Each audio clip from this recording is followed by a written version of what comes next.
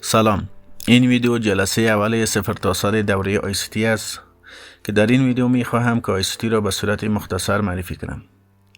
قبل از اینکه آموزش را شروع کنم از شما می خواهم که کانال را سابسکرایب کنید و همچنان ویدیو را لایک کنید.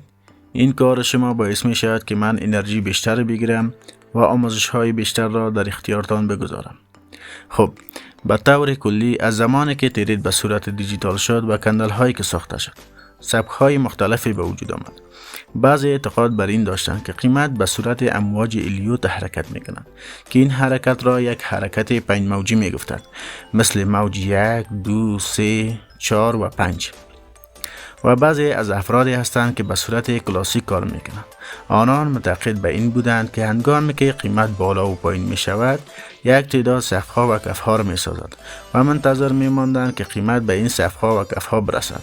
معامله خود را باز می کنند و از الگوهای مختلف استفاده می کردند. وقتی که قیمت دو کف برابر می سازد، کلاسیک‌ها به این باور هستند که قیمت به بار سوم به این سطح برسد. معامله خود را باز می کنند و اعتقاد بر این دارد که قیمت از این سطح برود بالا. کلاسیک‌ها یک سر نواحی دارند به نام حمایت و مقاومت. اما دیدگاه ICT به چه صورت است؟ به طور کلی دیدگاه ICT یا مایکل دیدگاهش بر این است که تریدرهای بزرگ یا بانک ها بر اساس نقدینگی کار میکنند. فرض کنید که اینجا یک سطح حمایتی است. قیمت در این سطح دو بار واکنش نشان داده.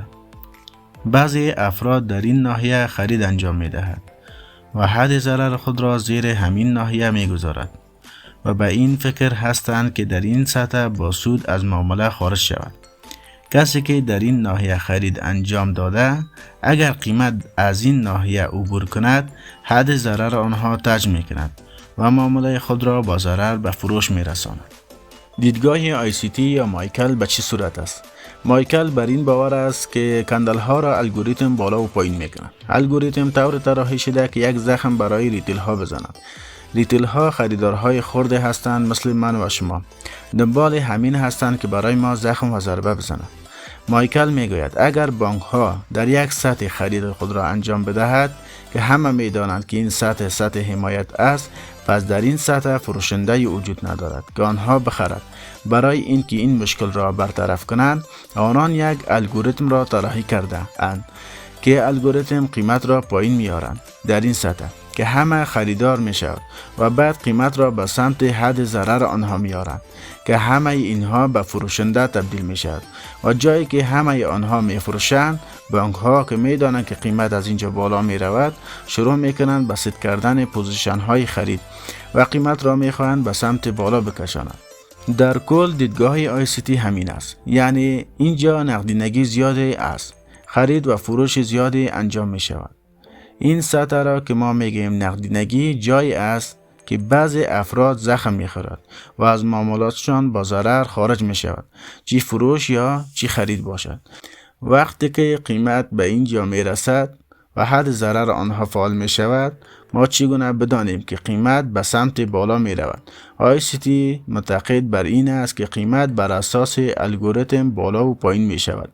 بعضی از الگوهای خاصی را در این ناحیه می سازد که به نام الگوهای برگشتی یاد می شود، مثل اوردر بلاک، بریکر بلاک و FPG و بعضی الگوهای دیگر است که بعداً درباره‌اش صحبت خواهیم کرد.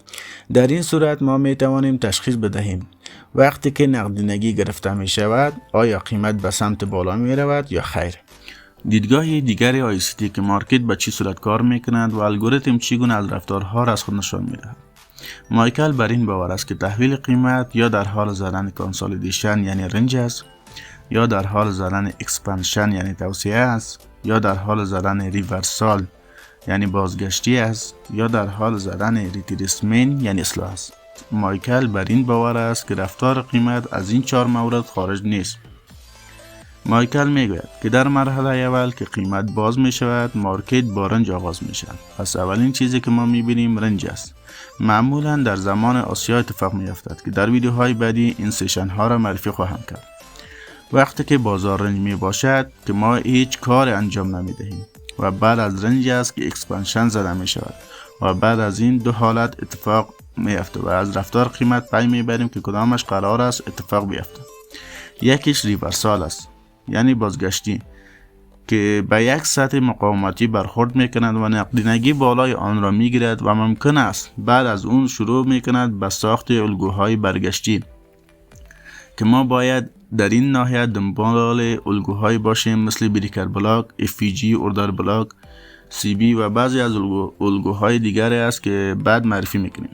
و حالت دو، قیمت هنگامی که بالا می رود قبل از این که به یک سطح خودش را برساند شروع می کند به اصلاح کردن، که این اصلاح باید به یک FPG یا اوردر بلاک که بعد از گرفتن اینها قیمت برای ما باید یک الگو را بدهد که ما بتوانیم وارد پوزیشن شویم.